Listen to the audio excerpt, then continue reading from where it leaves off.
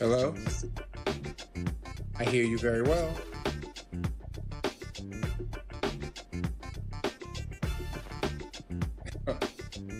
Thank you.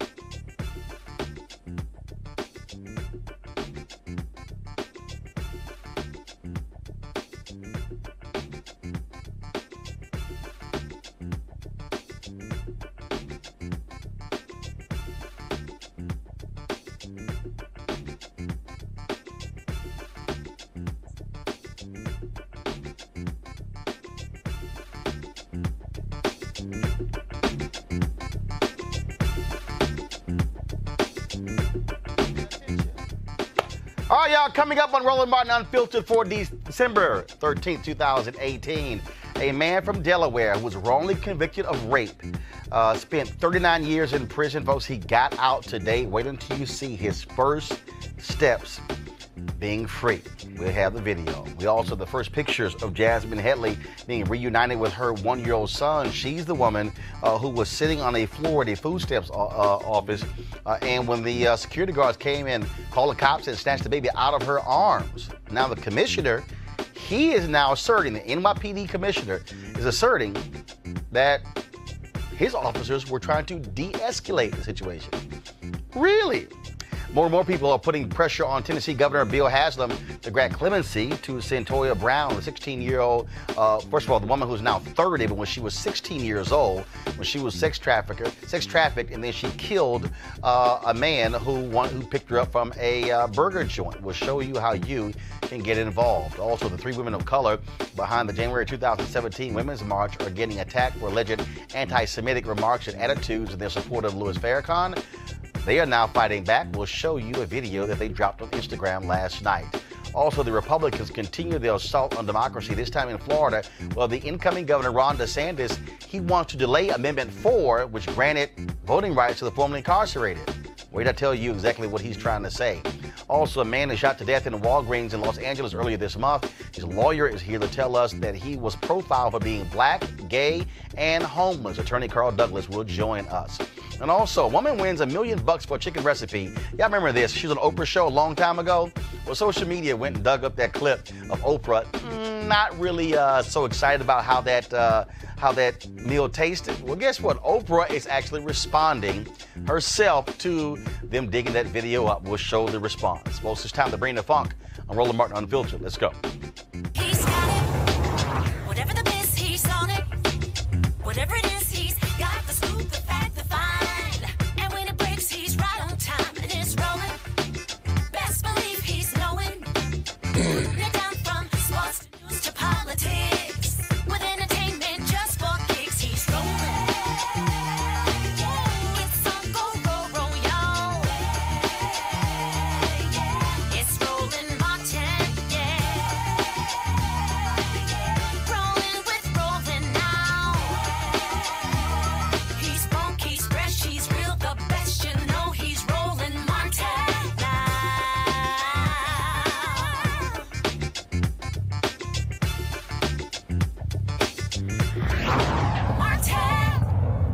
Last night, an exclusive right here on Roland Martin Unfiltered, the attorney for Elmer Daniels, a man who spent 39 years in prison in Delaware, broke us the story that a judge signed the paperwork for the charges to be dropped against him, and that he was getting out of prison today. Well, here is the video of Elmer Daniels, his first steps of freedom.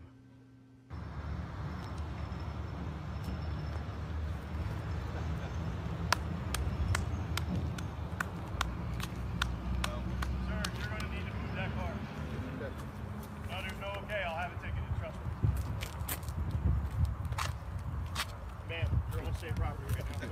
All right. Good job. Excuse us. Good job, man. Congratulations. Free man. Yeah. And of course, we wanted Elmer Daniels on the show today, but he is right now at home celebrating with his mother and 14 brothers and sisters. As we said, he spent 39 years in prison, and he was convicted. The judge was white, the jury was white, his attorney was white, prosecutors were white. But there were issues with one of the expert witnesses, and it was his attorneys who were able to get the right information presented to the judge, and those charges were indeed dropped. And so he walked out of prison today after 39 years. And he previously was granted an option to plead to a lower to a lower charge and to have his time reduced. He said, "Look, I did not commit this rape." And as a result, he, of course, released from prison. And so we hope to have him on soon. And so to Elmer Daniels, I'm sure it's one hell of a party at the Daniels home as their son, their brother, is now home after 39 years in prison, convicted when he was 18 years old. And let's go to the story coming out of New York, of course. You remember, of course, the video of Jasmine Headley. She was the black woman who was in a food stamps office. And there were no seats. She sat on the floor with her child. Then the security called NYPD.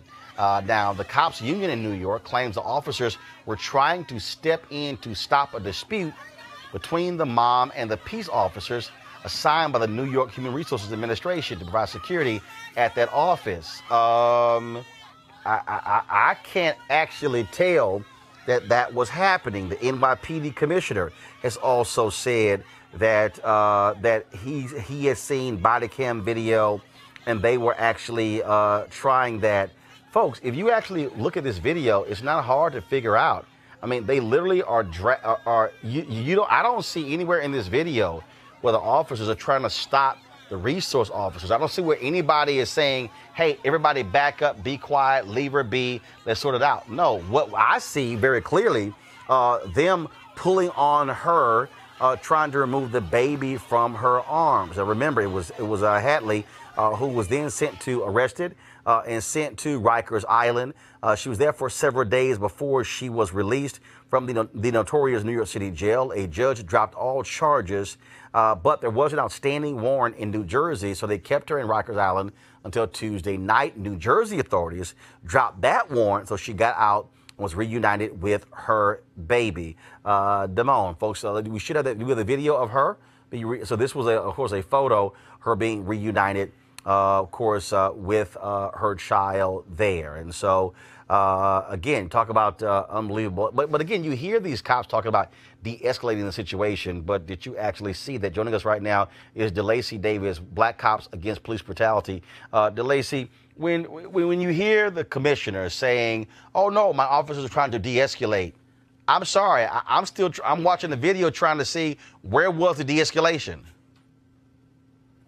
Well, you're right, Roland. What happens is incredulous that the commissioner would make such a statement, and that is part and parcel of the problem, as you and I have talked about this in the past, and that is that law enforcement is tone deaf, and law enforcement has a mindset that says, because we're the police, what we tell you, you should believe, and don't believe your lying eyes. And that started with Rodney King, and it has continued. In de-escalation, what you may have seen was someone sitting on the floor with Miss Headley and talking to her in a very calm and respectful voice while she sat there on the floor with her baby. That was not de-escalation. That was law enforcement escalating their behavior.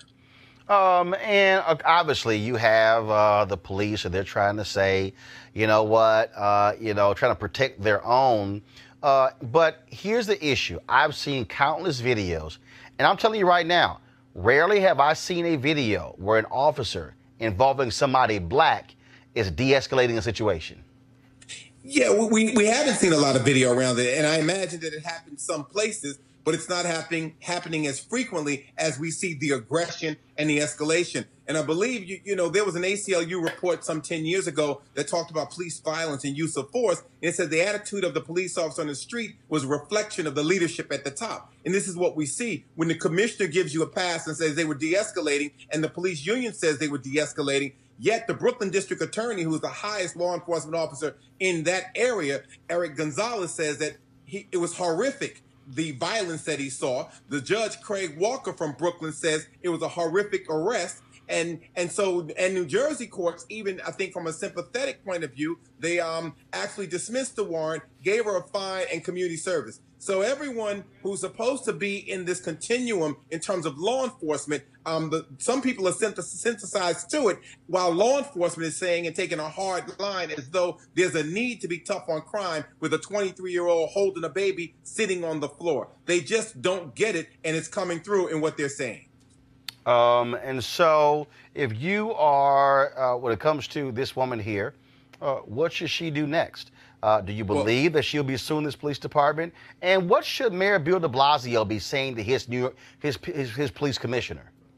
Well, I think that he should be saying to his police commissioner that we have to change that narrative. That's just not acceptable. It's not service. It is not the CPR that we saw in some of the vehicles in NYPD. It's not courteous. It's not professional, and it's not respectful. So it goes against even their mantra about what they articulate they believe. I think if I were the mayor, I'd say to him, you've got to tell the truth about what you're looking at. That is not de-escalation. You're actually endangering the child because she's holding on to the child as any mother would, and you have officers attempting to rip the child out of her arms. So if anyone's endangering the welfare of the child, it is the officers. And then there's an officer that pulled out a taser. So what do you think happens when you shoot a taser with 50,000 volts of electricity into the mother holding the baby? What do you think? And what happens if you miss the mother and hit the baby? So it's just it's a failure on every level, from a community policing failure, from a community relations failure to a policing failure. The social reality is that she was not a threat to anyone sitting on the floor. And if you believe that there was a problem, then there was a need to sit, talk with her, and try to talk her into a chair, even bring a chair over to her. I'd be curious to know, was the place crowded? Was it overcrowded? Was there no place to sit? Was she just frustrated with being there in terms of service delivery? And again, that is not providing service to her as a client in the public. All right, ladies and Davis, we appreciate it. Thank you so very much. Thank you, Roland. All right, and folks, for the people who are watching us on Periscope shortly, the show will be going away on Periscope. You need to go watch the rest of our show on YouTube. So go to youtube.com/Roland S. Martin, youtube.com/Roland S. Martin for the folks who are watching on Periscope. Now let's talk about Centoya Brown. Of course, the woman who is 30 years old, yet it was 14 years ago when she was sold into sex slavery, killed her captor. She is now being forced to serve 51 years in prison for being eligible for parole. Tennessee Governor Bill Haslam leaves office in early January.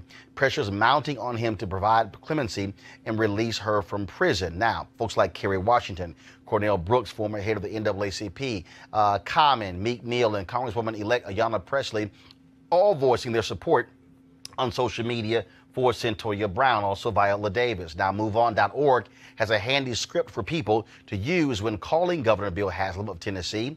They have the number, which is 615-741-2001. Here's some key parts of that particular script. Be polite and calm. While we might be angry, we need to send a consistent message that can't be twisted to discredit us. Centoya Brown has been in prison since she was 16 years old, and no young person should be punished for being a victim of abuse and trauma. Governor Bill Haslam cannot wait any longer. Centoya's freedom matters. The governor's leadership is important, and Centoya is counting on him to do the right thing now. Will the governor support the immediate release of Centoya Brown? Again, the number to call is 615-741-2001. I want to go to our panel right now. Joining me, of course, is Alan Bolden. It's A. Scott, ladies and gentlemen. First of all, he goes by A. Scott Bolden. I ran at one of it was a guy who played with him. He said, who does Scott think he is? Going by A. Scott Bolden. He said we were in college. His name was Alan Bolden, but now all of a sudden he becomes a law partner. Now it's A. Scott Bolden. And you've got to honor and respect that. And if he was an old black preacher, it'd be A.S. Bolden. That's right. That's right. But standing for A.S. So joining us on the show is attorney Alan Bolden, Oh, God. former head of the D.C. Democratic Party. Also, of course, my frat brother, Dr. Greg Carr, chair of Afro-American Studies Department at Howard University, and Eugene Craig, CEO of the Eugene Craig Organization out of Maryland. Call me East Sloan Craig. I'll start with you, Scott. Yeah. Call you what? East Sloan Craig. East Sloan Craig. Yes. So I'll start with you, Alan. I don't answer to Alan. Yeah, but if your wife call you, if Erica call you Alan, you gonna answer to it. Yeah, I thought so. Let's start with this. So first of all, the federal appeals has been filed in the case of Centoya Brown, and they were confused. The judges were totally confused about the sentencing in Tennessee. So they asked the state Supreme Court, like, can y'all sort this thing out for us? We can figure out what's going on here. That's why the Supreme Court rendered this decision that she has to serve 51 years because it's confusing. You also have, of course, the Supreme Court ruling when it came to juveniles being granted life sentences. And so all of this is being factored into the case of Centoya Brown.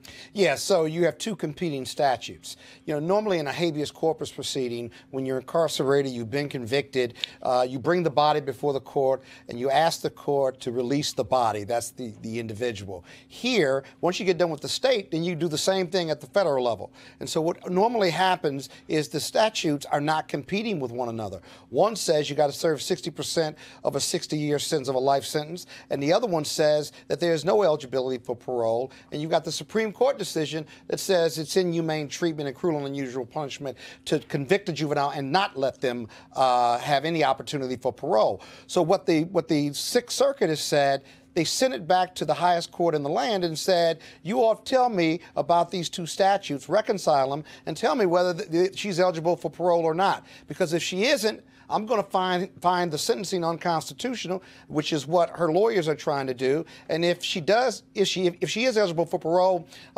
after 60% of her life sentence, then it's irrelevant, and so she gets a parole hearing in probably another 50 years. Remember, the Supreme Court decision came down in 2012. She was sentenced over 16 years ago, so it could have a retroactive effect, but that's what they're pushing for. But it's also retroactive in some other states. So it's not like that's new, Greg. I mean, other states have actually taken that Supreme Court decision and made them retroactive. Absolutely. I mean, and you know, but unfortunately, the political pressure is probably going to be her best weapon. I mean, this. Well, they filed for pardon with the governor as well. Yes. That's pending, which is more pressure on Haslam, and so we'll have to see. They're taking parallel tracks, which is what they should be doing. Oh, exactly right. I mean, you know, what are the limits of legal remedy? I mean, and so it can't hurt to go ahead. I mean, it's my hometown, Nashville. I mean, they're calling the governor's office, and I'm thinking whether it be this case, the first case you talked about, the cases we'll talk about subsequently, of this police state idea. In other words, justice is distinct from the legal system. We're not talking about pursuing the right thing. We're saying, what does the law say? Well, what is the law? I mean, this woman was enslaved. Yeah. I mean, you know, now of course, years from now they'll celebrate her resistance, but that doesn't do her any good. Eugene, of course, the prosecutors are trying to say that this was premeditated. They're saying that she had the intent to rob him. Let's just even take what they're saying. Okay, let's say this is a student. Let's say this is a young woman who's a student and she's going to school, and then she makes a decision to rob somebody. Okay, so you're factoring in how that person's growing up. Okay, this is somebody who was forced into prostitution. Yep. 16 years old. Then this guy picks her up from a drive-in burger joint and then takes her home. Yep. Right? This is not a normal situation. This is not somebody who is thinking in their right mind or whatever the heck. This is somebody who literally is living under duress. And so to act as if this is just somehow, look, it's no big deal. Sure, she was prostituting. Sure, she was involved in sex trafficking. Sure, she was being held against her will, but she shouldn't have shot and killed a guy. Yeah, you know, if I can impress my lawyer friend here, I'm not a lawyer, but if I... Did you play one on TV? If I play one on TV. if the facts, you know, as Roland presented them, I believe her mens rea, you know, should have been an out for her in this particular case because she was held against her will. There's no way, I mean, as a minor that's being sex trafficked, I mean, it's blatant fact that the reason that these two individuals were together was because he was planning to have sex with her. He was planning to have sex with a minor. That's the first. That should have been the entire. That should have been the focus of the police there. Yeah, but that doesn't absolve her from the violent act But it's she's committed. Let me tell you something. As a conservative, as a libertarian, and Monday, I called out the NRA and all the gun rights groups that that push the narrative that hey, women need to carry to protect themselves from this particular situation. They're quiet on this. Senator-elect Marsha Blackburn from Tennessee should be leading the charge on this. Oh, we know that's not going to happen. We know it's not going to happen. But she should be leading the charge on At that. the trial level, they argued that she had alcohol syndrome from when she was born, one, and she had these other stress factors. Presumably, the trial court considered it, and it really didn't matter. So the real issue to focus on is this sentencing. If she was a first offender, right?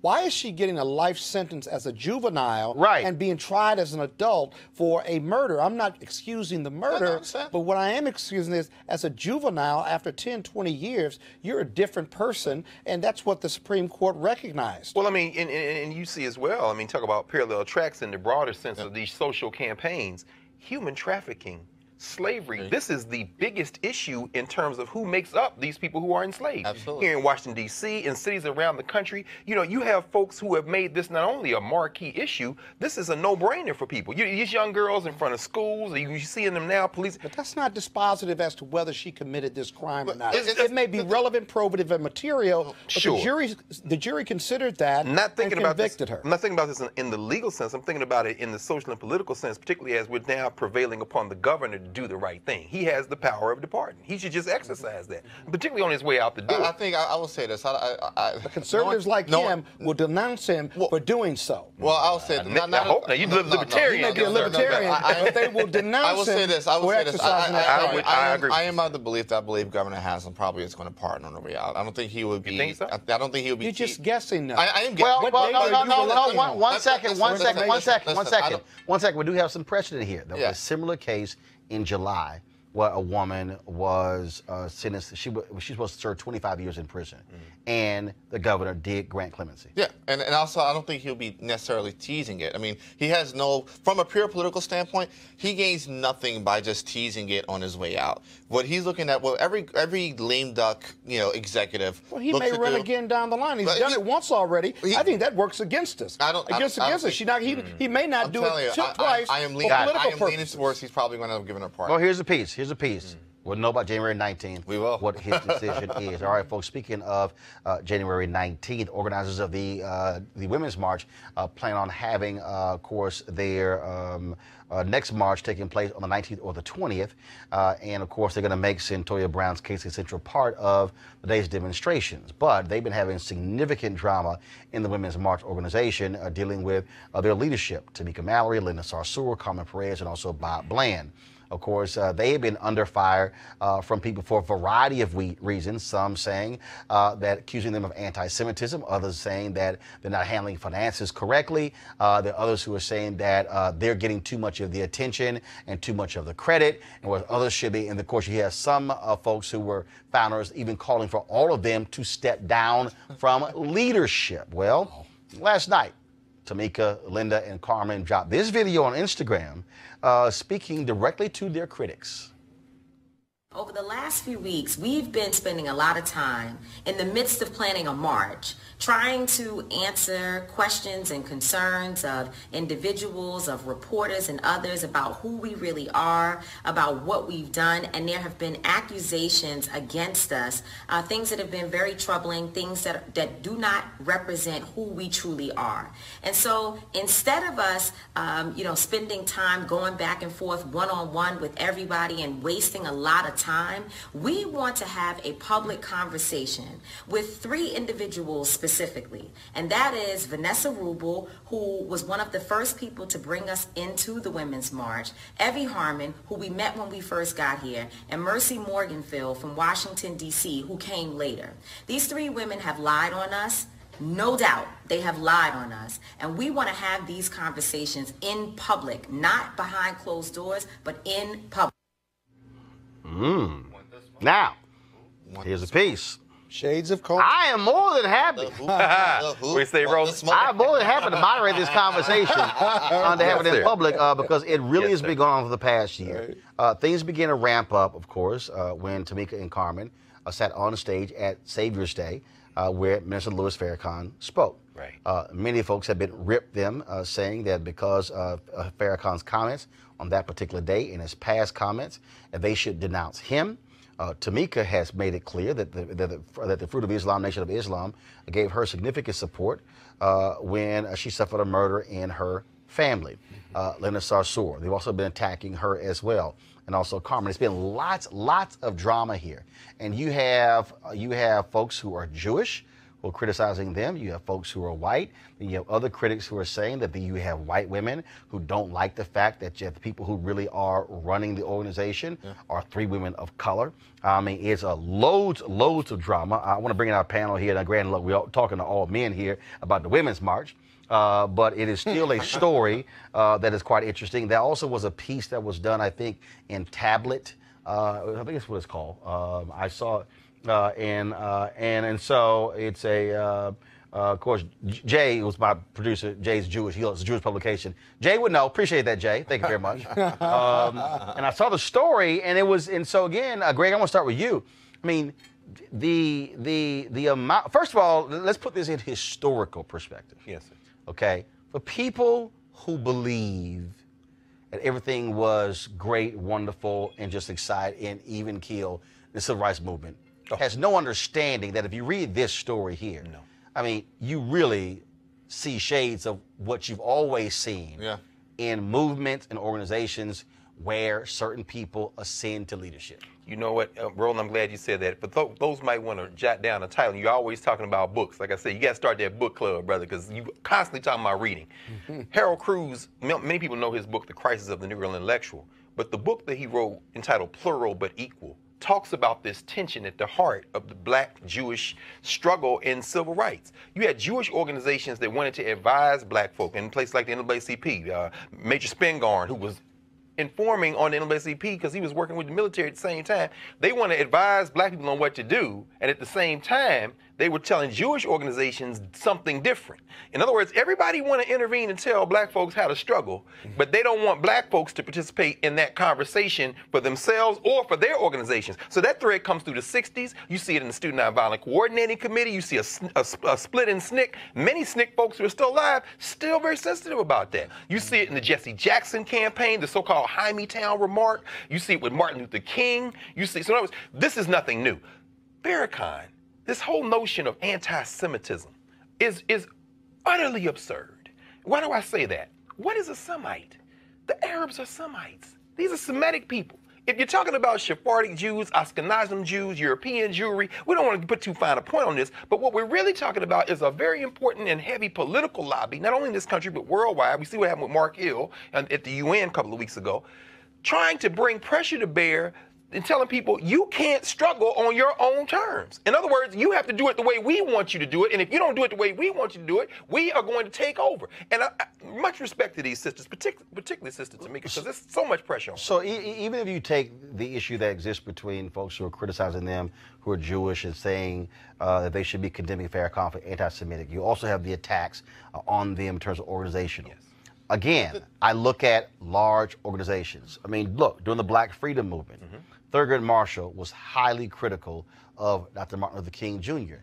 He said, oh, Martin goes out here, give these speeches, and all he does is leave us with the damn legal bills. Okay? No, that actually happened. True. Then of course, you had Adam Clayton Powell, who could not stand Dr. King. That's right. And could not stand other civil rights leaders because he felt he was the one who was moving legislation on Capitol Hill, that he was the preeminent civil rights leader. Then, of course, you also had the friction. Of course, SNCC and SNCC people calling the king, here come DeLord. Yeah. Calling him DeLord. Yeah. Okay, that was a nickname for him. So you had all of these things that were going on that were happening. And so people need to understand it's not a shock that you would have people complaining, saying, oh, Tamika, Carmen, Linda, y'all, and Bob, y'all getting all the credit when it's these chappers out here who are doing all the work. If you read, today is the birthday of Ella Baker. How about if that? you read Barbara Ransby's book on Ella Baker. Yes, sir. Ella Baker Yes. had tension between her and Dr. King. Because Dr. King believed it was pulpit to pew. She felt it was pew to pulpit. And she wouldn't let King or any other organization at those young people. That's why they Became the worshiped her with SNCC. SNCC. Right. So that was a meeting at the president's house at Shaw University between the president, Y.T. Walker, and Dr. King. She busted into the meeting like, no, I ain't going to let y'all take this over because SCLC gave the initial funding for the conference at Shaw. And so it's not a shock to me, Eugene, to see people complaining about certain individuals getting all the credit and the glory, being named Glamour Women of the Year, being on Essence magazine covers. People saying, well, how dare y'all get all of this? You've always seen that in large organizations. Yeah, I mean, and the thing is this: the criticism of these ladies, it may have now reached new heights, but it's not new. I mean, I remember on our previous show, we had Janae, who was very heavily involved with the Women's March, come in and give us a lot of the backstory about what was going on, and a lot of the white women were being very critical of Tamika and Carmen at that time. Largely. A lot of BS reasons, a lot of reasons that did not hold any weight.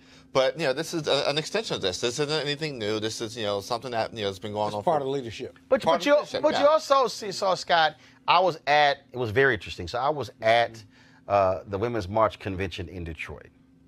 And you had all these battles going on because they asked me to MC a part of the program. So then you had these people who were saying, oh, no, he can't MC because we think he's homophobic. BS. And then the three of them were like, what the hell y'all talking about? Roland's been a huge supporter of everything that we have done in terms of amplifying our voices and that of women. And so what you have here is you have in the Women's March, you got all these folks, all these competing interests. And then one of the, probably the most well-attended session there was really this discussion when it came to the issue of white women and the movement. And you had all this sort of stuff like that. Like I had some people. Matter of fact, it was such a trip because when I was on stage, again, talk about how white women operate. So I was on stage and I said, if you told me, if 3,000 women are gathered, that's a place I want to be.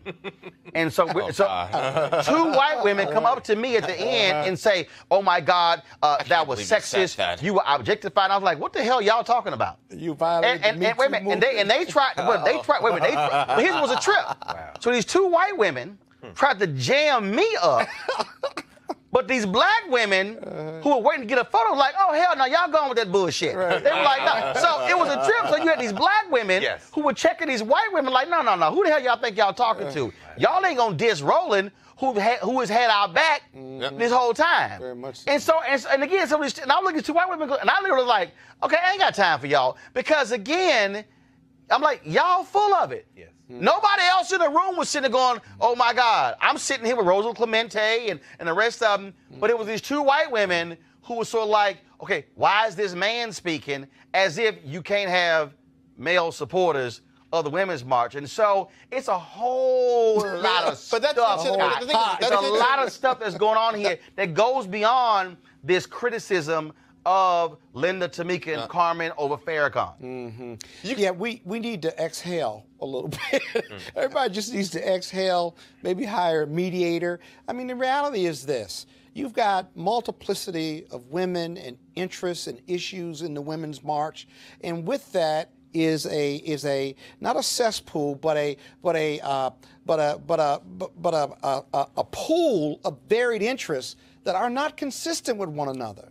And managing those inconsistencies and putting all those issues into one pot to make changes for women across the board, I just think inherent in the mixture is going to be a challenge. And Greg, look, we also have to deal, and again, this is where I think for a lot of people, and this is why that session was so important in Detroit, there are a lot of white women who have no clue about history.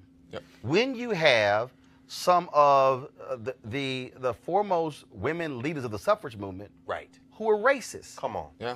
Elizabeth Who were Cady flat Stanton. out Come racist. on, brothers. Come on. Who made it Singer. clear. Who don't realize they are. No. They know they are. They were overt Go racists. look at the fight over the 15th Amendment. Right. They said, do not give the vote to Sambo black before you give it to your wives and daughters. That's Susan B. Anthony. Yeah. That's Elizabeth Cady Stanton. That's why Ida Bell Wells was like, I don't roll with y'all like that. No, very seriously. Right. And Right, but Rose you Royce. had battles between Frederick Douglass and Susan B. Anthony. That's Okay, right. over the 15th Amendment. That's right. And so you had that going on. Then you also had with National Organization for Women. Yep. They were like, no, that's a white women's organization. Right. Because everybody needs to understand that women were only included in the 1964 Civil Rights Act because the racist Judge Smith out of Virginia thought by putting women into the bill, That's right. that actually Poison was pill. going to kill That's the right. bill. That's right. When in fact it actually helped helped it. its passage. And so then if you go look at Title IX, okay, which was passed in 72, Title IX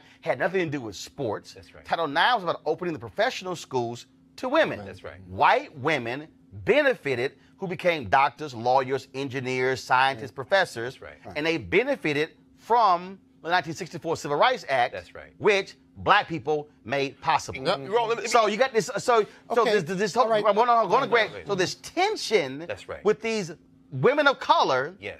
And white women Yes. has deep historical roots, Greg. Roland, you know, what you experienced in Detroit, very important. And it's important that you talk about people like Rosa Clemente. I mean, we're talking about, people talk about intersectionality. We think about Audre Lorde, who brought this up in the 70s and 80s. You know, we are many things at once. When people talk about Sojourner Truth, the reason she has to say, am I not a woman too? Is because white women are trying to leapfrog over this race struggle to deal with this gender struggle. So this whole ain't I a woman speech comes out of that. And in terms, talk about the National Organization of Women, who is the patron saint in many ways of Ruth Bader Ginsburg? Pauli Murray. She talks about the great Pauli Murray, one of the greatest intellectuals of the 20th century, a lawyer, in fact, ordained as a saint in her Episcopalian tradition. This black woman is the one who forces the issue of gender into that conversation. So the 64 Civil Rights Act, Title IX, you have a black woman sitting there, an intellectual, helped write the Ghanaian Constitution, force it, Howard Law School grad, injects this into the bloodstream. So when you see these sisters protect you, Roland, on this issue, because nobody, look, it's 4 men here today, but tomorrow it's going to be some women, but yesterday it was some women. It's always who's raising this gender issue and why? Race is at the center of this, and it's out of Wells telling you. And I just think everyone understand. That's when you, with this struggle that is going on. Then of course because it's not only that, it's a black woman who's in D.C. who they name checked, who was highly critical of them, saying, "Wait a minute, it's the local chapters." But again, let me provide for people so you understand the tension. This is no different than when you had NAACP chapters who felt national leadership was getting too much credit, and then the chapters were doing all the work. You need to understand again history. That's right. Your organizations have always had that. If you really want to understand that, go read the book I Never Had It Made. Come on, brother. Some of the most vicious takedown of Roy Wilkins came from Jackie Robinson, that's right, who ripped Roy Wilkins because he said how he was egotistical. Keep in mind. And against Medgar Evers. Yeah, and keep in mind, 1959. Come on, brother. Roy Wilkins called Dr. King a radical because he felt Dr. King was getting too much attention. And so, folks, don't be confused by what's happening in the Women's March right now with Tamika, with Linda, with Carmen, with Bob Bland. Watch this, Roland. I mean, you've always seen this. Watch this. Colorism. Watch this. This is a very sensitive topic because, like you say, once you read Mary McLeod Bethune and Mary Church Terrell, these are two titans, but if you look very closely, look at the correspondence, look at what's going on, there were tensions between those two. Okay, but we got to say, what Roland's saying is very true. I understand. It's true. And you all both have given us all and everybody watching the show a history lesson. Right. Because Alan, you had no clue about the history lesson. But go ahead, I'm messing with you. I know. But go ahead, hold on. It's very informative, even for me. I love it. But the reality is this. What matters most isn't the resolution. I pose a question to you. Yes, how do they resolve this issue with that deep historical roots? No, the reason you have to go through the historical timeline is to get people to understand that this is the reality of organizations maturing. So it's unresolvable. No. That's not what I just said. What I said is, this is the reality of when you have organizations that are being formed and that are being created, where you go through this. You go through these tectonic battles. People forget W.E.B. Du Bois has significant battles with the NAACP when he led the Crisis magazine over what he was writing and reporting over what they wanted. So you always had that. I think what Tamika is saying in that video is, okay, versus y'all talking over here, and versus y'all talking over here, and versus a couple telling the tablet, versus this sister in D.C. She's like, no. Have a public conversation. Because, see, when you put folks in a public conversation, then now you're accountable, and now you can't hide behind quotes. You can't hide, and now you are facing your accusers. Well, you know, and now your accusers can also be checked on what they have to say. But, Ron, you know what's different? What's different now is, of course, we live in a different age because of technology. When SNCC went through the battle that led to John Lewis losing his chairmanship and Stokely Carmichael becoming the chair, they met in private. That's a private argument. In fact, talk about self-criticism. And when you meet in private, then there are different interpretations of what happened in the private meeting. That's very true. What they're saying here is let's meet publicly where ain't nobody. But it's not the organization is forming out of a movement, as you said. The birthing pains then become very public when you're living in an age of social media. Whereas the SNCC kids used to criticize Stokely Carmichael. You hear Joyce and Dory Ladner and them, they referred to him as Stokely Star Michael. Why? Because you don't meet the press. But now, when you have Twitter and Facebook and Periscope, instant leaders. There you go. And I'll make this last. It's so petty. No, it's not. Actually, it's not. Because these are the growing pains. And I'll make this last point that people need to understand. Because what happens is, and I read that story, and there were people who were saying, oh, but this movement, Eugene had no leaders. Folks, here's the reality, okay? The same thing happened when you had the May Day marches with Latinos all across the country. Do you know why that actually failed? Because they had no leaders. Let me be clear. I know it sounds cute and it sounds wonderful when people say, oh no, we're not going to have any leaders. Here's the reality. You can't show me a successful movement that doesn't have leadership and hierarchy. The problem is, and this is where media comes in, there are people who are intoxicated by this medium, okay? I didn't want to make a commentary, but I'm going to go ahead and do this. Oh, man. This is what I need y'all to understand. Come on, brother. This medium is intoxicating. This medium is seductive. What did Elijah Muhammad warn Malcolm X about? That's right. He said, beware of the flash bulbs right. and the TV cameras. That's right. It is the same thing. It happens in the reverse, because then somebody who's not on stage, then somebody who's not on magazine covers, then somebody who is not being lavished with attention, all of a sudden, they then become upset by it. I'll use my recent interview that I did with Reverend Dr. James Lawson. This is what he said. He said, I was meant to be behind scenes. He said the last image I have of Reverend Dr. Martin Luther King Jr. was him being on the front row and me being in my place on the back row. I've said this about leadership for years. Not everybody can be a head coach. Head coaches need great assistant coaches, need a great defensive coordinator, an offensive coordinator, a wide receivers coach, a defensive line coach. There are multiple folks. There's a trainer. There's somebody who does nutrition, somebody who does the weight room. But everybody can't be the head coach. The problem in organizations is that there are people who are jealous of leadership. I am not absolving anybody in the Women's March who's in leadership of any responsibility. But what I'm saying is you have to understand how seductive media is. And there are others who don't like it when somebody else gets the credit and say, why are you getting more credit than someone else? Because it is a natural form of leadership. The person who is in a leadership position is who people go to for quotes. It's the person who's on television, the person who's on radio, the person who is in newspaper. And so maybe to your point, Scott, how do you resolve this?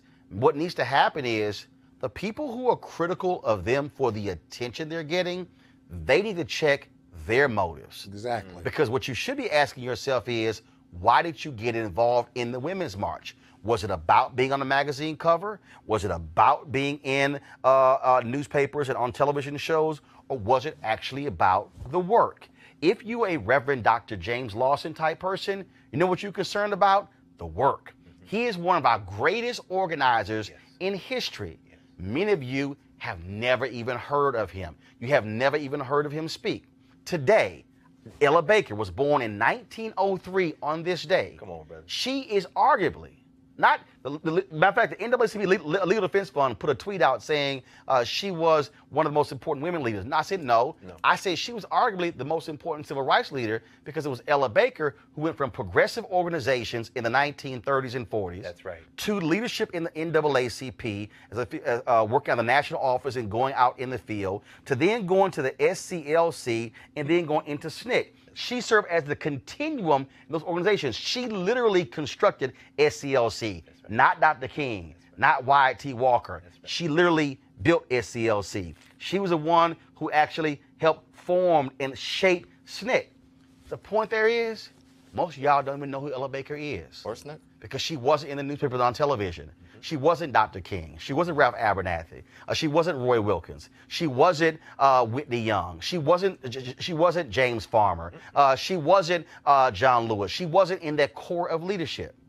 And so what should be happening here is, in the Women's March, as in any organization, ask yourself the question, why am I here? Is it about the work or is it about attention? And once you deal with that, you can then deal with the rest of the stuff. But I dare say, after I read that entire tablet article, critical of them on all kind of reasons about anti-Semitism and Farrakhan and organization and money, you know what really stood out? People who didn't like the fact that they were getting the attention more than anything else. Check your motive before you check anything else. All right, folks, here's a word from one of our partners. I want you to write this website down, marijuanastock.org, marijuanastock.org. Now, I'm going to tell you why. As we transition into the holiday season, this is the time when we start thinking about giving and sharing. Sometimes the best gift that you can give someone is an opportunity that could potentially change their lives. That's why Transatlantic Real Estate, they've created this incredible investment opportunity for the everyday investor, and it involves legal marijuana and crowdfunding. Now, we all know that legal marijuana has created one of the fastest growing industries in the country, multi-billion-dollar industry. We also know that crowdfunding has made it easier to be an early investor of an opportunity. But it gets even better. Transatlantic Real Estate, folks, here's what they've done with their business model. They buy land that supports marijuana grow operations and lease it to licensed high-paying tenants, which means that you are the landlord of a licensed marijuana farm in a high-growth market. Now, for a limited time, you can invest as little as $300 up to $10,000 before the company goes public. Now, here's some more good news. They've extended their offer, okay, which means you still have time to be involved if you take action now. But here's the deal, though. You must complete and confirm your application to participate. You have to complete the process. Now, a lot of you are going to spend all your money buying gifts of something you're not going to be able to use in a year, but this is an investment that actually could pay off over a number of years, even decades. You could also make this an investment for someone special. Now, all you got to do is go to marijuanastock.org. That's marijuanastock.org to get in the game. Let's talk about what's happening in Los Angeles, folks. Jonathan Hart, 21 years old, shopping in a Walgreens in Hollywood on December 2nd. 8:10 p.m., shot dead by a security guard. Now, the original claim was that he was shoplifting, but he wasn't. His attorney, Carl Douglas, says he was targeted because he was black, gay, and homeless. Now, Walgreens has apologized and fired the security company. But Jonathan is still dead. Joining us right now is attorney Carl Douglas. Carl, welcome to Roland Martin Unfiltered.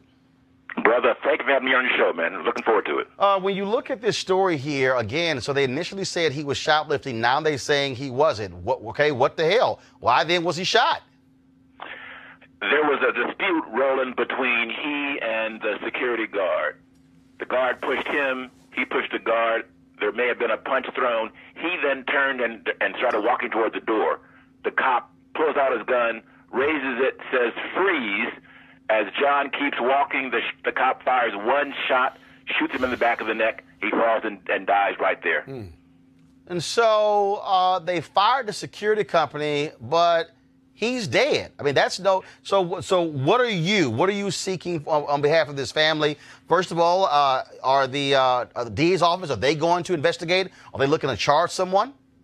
The DA's office right now is currently investigating the case. It has been presented to them, and they are determining probably over the next 4 or 5 days or so what they're going to do. But as important, Roland, and this is what I want your listeners to understand, I am calling for a boycott of Walgreens. There are 54 Walgreens stores in L.A. County, 622 in California, 9,500 across the country. And in Los Angeles, of those 54 stores, only 4 of them had armed security guards. Those stores were in the black, the brown, the homeless, and the LGBT communities. That is wrong, my brother. And until Walmart is made financially responsible, they're going to keep having armed guards in these stores. Well, that's just not dangerous for Jonathan Hart. That's dangerous for me or for you. And that has to stop. Got to ask you this question. Obviously, I've heard from other African Americans, Jasmine Koenig, she's been tweeting this story. Where are white gay folks? Are they joining you in this? Are they also upset? Because, again, I've read numerous stories where they're saying this man was shot because he was black and gay, not just black. He was black and gay and homeless. We have, Roland, over 55,000 homeless people in California, in Los Angeles, second only to New York City. There are over 7,000 homeless youth between the ages of 14 and 25. There's a natural gyration of that population to the Hollywood area in Southern California. So this is a problem, not just for the Jonathan Harts of the world. You got to understand, man, if this guy had missed that one shot, anyone walking into that store could have been a victim. If you place armed guards into a pharmacy, there has to be a foreseeable expectation that someone is going to fire a shot and then perhaps someone will be injured. Today it's Jonathan Hart. Tomorrow it might be someone that you or I love. And Walgreens has apologized. What else have you heard from them? Well, they've apologized, but you got to understand, Walgreens is the largest retail pharmacy company in the world. They generated $118 billion with a B in revenue last year, $117 billion the year before. So only if there is an economic incentive will they ever make things safer for their customers. There was a cost-benefit analysis by someone in the executive ranks of Walgreens. There's a problem with shoplifting. What can we do to protect our money and reduce that loss? One thing they could do was to add cameras and add monitors. This store was a very high-tech store. There are cameras and monitors everywhere. The other thing they chose to do in only select stores was to insert an armed guard. Not just a guard with a taser. This guy had a taser as well, but not only a taser, but with a handgun. And when you do that in the black, brown, and homeless communities, you are asking for trouble. So we're calling on a boycott to pressure Walgreens to reconsider this despicable choice. All right, then. Well, Carl Douglas, we certainly appreciate it. Many of you may not realize Carl was on the legal team for O.J. Simpson. And of course, we all remember that. So, Carl Douglas, thanks so much. I appreciate it. My brother, thank you so much for having me on the show. Yes, sir. Real quick here, I want to go to our panel. Again, this is one of those things. Okay, you got armed security guards. I get it. But let's just be clear. It's product. Yeah. Mm-hmm. It's product. Mm-hmm. It's small products. Yep. I mean, it's not. Ain't that many things in a drugstore that's over $100. That's right. Okay. Mm-hmm. But to shoot and kill somebody because you suspected them, you thought they were shoplifting? Really? Yeah. That doesn't matter who they are. You're going to have an armed guard there. You foresee someone being shot. But the problem is, if there was an altercation or a dispute, this guy's walking out the door with his back to our security guard, and he fires and shoots him in the back of his neck. Who does that? That's illegal anywhere. Yeah, but it's the lawsuit is going to get into Walgreens. It's going to get into the security company, the training, if you will, and what the totality of the circumstances were. But there's deep exposure here. Eugene? It's murder. It's murder. I mean, we look at this with actual law enforcement officers. I mean, folk that are actually sworn to actual sworn departments that are actually given the public trust to actually protect The us. South Carolina case. South Carolina when the guy case. was running from the officer and he just picked it up, Walter Just picked Scott, it up and just shot him. And shot. He's in jail now. And I believe this particular. And this guy ought to be in jail too. SPO or whatever. Yeah. But he, you know, he should be in jail. He should be charged. But Greg, this speaks to again how in this country we value property over people. That's right. Well, I mean, when Brother Davis spoke earlier and talking about the Jasmine Headley case, this case now with John Hart, this law enforcement mentality. The thing that broke my heart about Jasmine Headley is these are black women standing over this black woman trying to take this baby from her. But the idea is I'm the law, which means my ability to do what I want is supersedes your life. It's exactly right. Nobody has told me to stay at a Walgreens. I mean, no, seriously, really.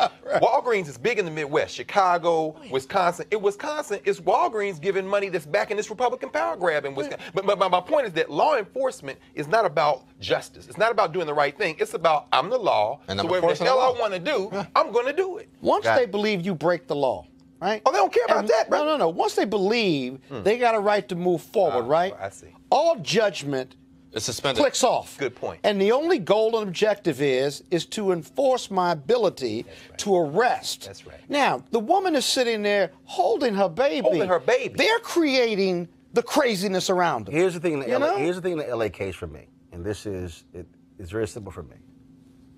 If you can have an armed security guard, the rule should be very clear.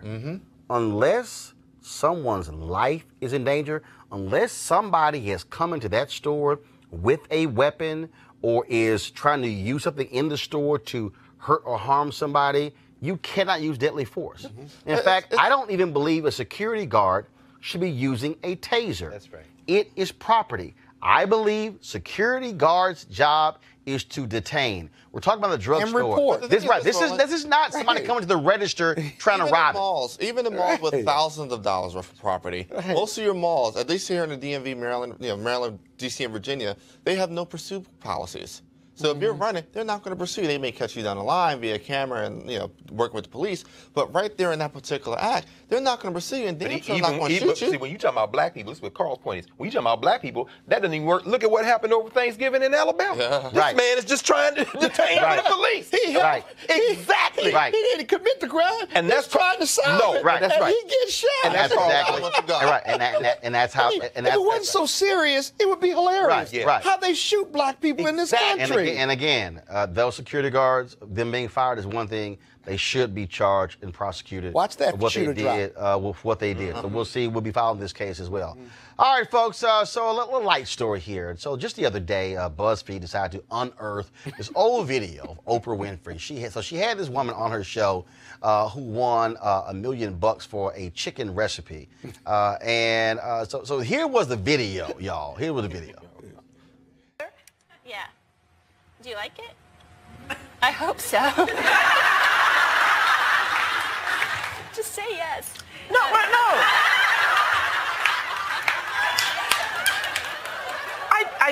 I do like it. I like it very much. I think, did we add salt and pepper? I think we needed salt and pepper. No, there's no salt and pepper in it. But you can add it yourself. I would just like, I think it's delicious is what it really is. This batch. Okay. So No, whoever made this is the good stuff. Yeah, Because okay, we that's made the it. good stuff Yeah. because we made it. I'm just thinking it needed a little salt and pepper, but the flavor of the waffle with the onion and the spinach is good. I don't know how I'm going to get the bite of chicken too with the glaze on The there. sauce is really good. You know, I bake it with the skin on, but you can take it off afterwards and just dip the chicken in the sauce if you don't want to eat the skin. it's really good with this. Okay, good. Thanks, Really good. Okay, let me explain something to y'all. The fried I've chicken. That's done right. TV for a long time. Do y'all know You've done why? food segments. Do y'all know why you will rarely ever see me Actually eat somebody's food on TV? Come on, bro. Because see, I ain't gonna be like Oprah. No, sir. I ain't gonna lie to your ass. I remember. I'll be like, this bullshit don't taste good. I'm letting y'all know. So this video went all around for the past 2 or 3 days. Oprah decided to actually respond to the video. Press play.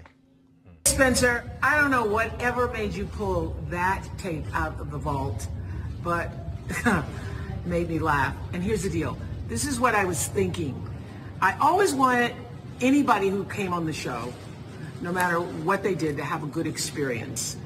And I also wanted to stay in my own truth while allowing them to have that good experience. So I was having a moment of trying to decide, do I want to have a great time?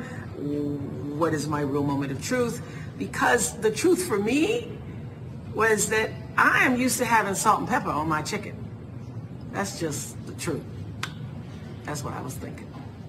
This chicken needs some salt. So basically, Oprah was lying. Y'all, that's what I'm telling y'all. I can't front. I don't have a fronting face. No, that Texas Greg, you know what jumped that right there? That was Coscuso, Mississippi, bro. Let me tell you. She's doing that, she's thinking, my mama would never. First of all, how a white woman win $1 million for a chicken recipe? That's the first thing. That's crazy. Let me tell you, Greg. We want some mumbo sauce. Let me tell you. Regardless of what the mayor says. Amazing. Let me tell you, when we were on the previous network, Roland would do a Fit Live Win every Monday morning. Right? And part of Fit Live Win, every now and then, you have a nutritionist coming with some food. Oh, yeah. Roland would never touch it. Does vegetarian dishes. Would never touch I it. passed that damn plate down. Right. I mean, y'all try this. And this is the thing. If me and Scott didn't eat, now Lauren would just say, F it, but if me and Scott didn't eat it, Roland would call us out live on set. Yeah. He would call us out live on set. Y'all ain't gonna eat it. But you see in the opening montage when he danced with them pans, if you cook it, you might eat it. No, right. I can cook. Yeah, no question. But I'm letting y'all know, I don't front. Look. Okay? Just I taste don't it front. before the set. Hell no. No, Okay? you knows that in them gumbo wars. No, you can't. Look, y'all don't understand. I ain't tasting everybody's stuff. Everybody can't cook. I'm telling y'all right now. Okay, let me tell y'all what happened, okay? So, straight up, this is true story, y'all. Jay in the control room. Jay, bring your ass out here. He always walking around the damn set while in the middle of the show. Let me tell you, we were in China. We were in China for National Herb League. Now, Jay White, okay? I'm scared with this story. Jay White. Come on over here, Jay White. So that's Jay. All right? All right, so we in China. So we going through this food market, all right? And y'all know how food smell good. Food smell good. Don't mean food tastes good. So they it's like smoke and stuff, and it's rising, and they're cooking stuff. And so Jay goes, I'm gonna get this corn on the cob. I was like, you eat that bullshit, I ain't eating it. So Jay goes get this corn on the cob. Where did you go to eat? Huh? No, I'm gonna get to that. Jay got this corn on the cob, y'all, and bit right to it. He's like, yeah, that's not good. And threw it right in the trash. What was it, feed? Feed corn. Okay, it was feed corn. Hold on, man. That doesn't taste good. But you didn't know. You didn't know. Feed corn. And this is exactly what I said. I said, Jay, see, y'all white people try stuff. We ain't trying stuff. Come on, brother. I wasn't trying stuff. All right, Jay, you can go back and sit down. Okay, thank you. So I said I ain't trying that. I ain't doing it. Well, where did you go eat? Finish No, that part. first of all, dog, I ain't like none of the food in China. Really? None of the food in China. I couldn't stand none of the food in China. Now, Bruh, corn and look, let me be real clear. First of all, I don't eat fish staring back at me. Oh, well, then you can't eat nothing in Dog, China. I was sitting here, y'all. Now also, y'all understand, I'm from Houston, okay? I don't give a damn what kind of food it is. Do you know what's the most basic food you can survive on? Barbecue. Rice and gravy. Rice, man. That's a black staple. Rice and gravy. Spanish or English. So here's the problem. Here's the problem. We in China, they tell us, rice, that's a Southern China thing. I'm like, well, damn, can we get some Southern Chinese? Because I finally find one sauce that tastes good. I'm like, yo, can I get some rice? Yes, sir. So I can eat? Yo, seriously, we were there for 5 days. And that's all you ate? Yo, McDonald's stock went up. They had a market, a 24-hour market that was around the corner from our hotel. They had a KFC and a McDonald's. Where you think I ate every day? Look, man. Bruh, Don Thompson. Ain't McDonald's sense. No, but I ain't try that. I don't. You didn't mess with that? No, because I know. You understand? Go ahead, You break it down, understand? Ro. Don Thompson. You say you don't do Don poodle? Thompson was a CEO of McDonald's. Alpha man, Scott. And so I knew for a fact McDonald's flies they stuff in. Okay, so I knew what I was eating. You didn't 5 days. You say you don't do locally sourced poodle? Bro, I don't play that. No, well, we had this dinner. We had like 7 courses. And we sitting there and we were like, look, this is the last. I'm like, look here. So we gonna plan our exit. So one person bounced after the second course. Ignorant. Then one person bounced after the 4th course. Tell you, man. Now, I left after the 5th course, and I was like, look, in an hour, we all gonna meet at the McDonald's. And you did. Let me tell you how, y'all. But what about your guests? Did you embarrass I'm trying to tell y'all. Now, Jay ate all that. All that. Listen, you gotta have somebody in the squad that can cover for everybody. Say, dog, No, but black people, you don't I'ma tell you, understand. I'm taking children Bro, all over you the don't world. understand. They will go to McDonald's. They will find. Say, dog, found McDonald's in Aswan, Egypt, bro. Hey, we sitting there, you know, look, they go. All my kids are down this the is street true. at the McDonald's. This is true story. I said, where are you? They had a spicy chicken at that McDonald's. Oh my. Oh, When I brought my ass back to the U.S. for a year, I'll be going to McDonald's. Yo, y'all got that spicy chicken? They were like, what the hell, we got no spicy chicken. I was like, damn, that's right. That was at McDonald's in China. No My way. bad. They ain't got spicy chicken here. South Africa does the same thing. Hey. These franchises go and get that local African food. The Negroes at the KFC were lined up down the block in Cape Town. I'm like, what are they selling in Hey, there? and also, let me tell y'all this right here. I'm telling this real clear. Okay, I appreciate candlelight dinners, but I want to see what the hell's on my plate. Okay, I'm telling y'all right now. I will be at dinner, candlelight. I grab my damn iPhone, hit that flashlight. I want to see ain't nothing gonna crawl up on my plate. Love. You ain't and look. My wife would tell you, look, like y'all women, y'all get on my nerve. Taste this. Hell no, no. So that It's a Oprah thing wouldn't work. delicacy. That No. wouldn't It's a happen to you. delicacy. Hell no, that wouldn't have You happened. see how many times she chewed that chicken? Hell no, it wouldn't have happened. I want to know what the hell make it work. is in there. Oprah said you got $1 million. Letting y'all know. Y'all can say whatever y'all want to say. Y'all can sit here and dog me. Y'all can say I ain't right. I don't give a damn what none of y'all think. I don't care, because I'm telling you right now. And here's the other thing right here. Ladies, I'm telling y'all right now, okay, if you don't know how to cook, damn it, use Uber Eats. Because I'm telling you right now, okay? No, I'm just being straight up. Some folks don't know how to cook. They about to have a woman. But look, if anybody come for you on this, what do we know to be true? If it's one thing about black people don't eat everybody's food. No, we don't. So everybody knows what you're saying. We don't. True, man. And I'm telling you. Salad, There are select everybody's spices macaroni to and the cheese, potluck. and nobody don't eat that. It's 2 words I don't like. Taste this. But your taste may be different than somebody else's You taste. hold up. What's the So how do operative? you know they what's can't the cook? operative word there? You. That's right, you. But we know Yeah, Scott we is something. all know everybody. We know Can your everybody. wife cook? My wife can cook a little bit.